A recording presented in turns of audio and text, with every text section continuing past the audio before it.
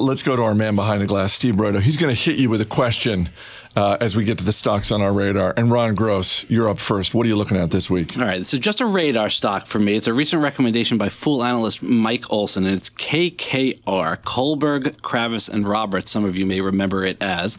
And the ticker symbol is KKR.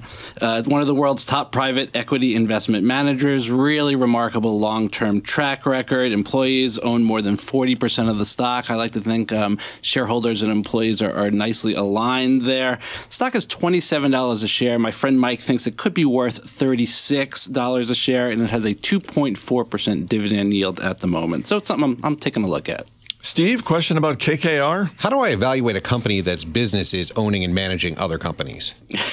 Based on that track record, what kind of after-tax returns, after-tax and fee returns are they putting up for their investors? Aaron Bush, what are you looking at this week?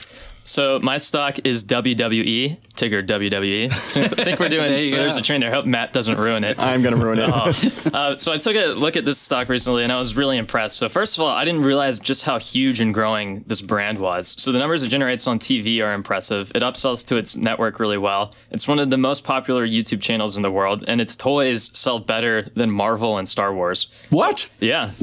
But what blew my mind the most was in June, they renegotiated or renewed their domestic TV rights for 3.6x the rate at which they were doing before. And so that's a snap your fingers instant multi-bagger moment. And so they're continuing growing overseas. They got new contracts up for renewal. I have a feeling we're going to see more moves like that, and the explosiveness isn't over. I had no idea wrestling toys were selling like that. Yeah. Steve Broido, question about WWE. Do pay-per-view experiences still happen? I haven't heard about pay-per-view in years. It still exists, but they largely have shifted away to the network, where they have about 2 million subscribers for about $10 a month. Matt Argersinger, what are you looking at this week? I'm looking at Vail Resorts. The ticker symbol appropriately is MTN. I love this business. I've owned it for a long time. Of course, owns some of the most irreplaceable assets really in the country. Vail, Breckenridge, Park City, Stowe, to name just a few. This stock rarely goes on sale, but it's currently off about 15% from its recent high and now yields 2%. That rarely never happens with this company, so I'm very interested in right now. Steve? Vail Resorts? Where's the money in skiing? Is it the rental? Is it the renting of the boots and the skis? Where's the money come from? Well, the skiing, they make money from skiing, but obviously that can be very seasonal and cyclical.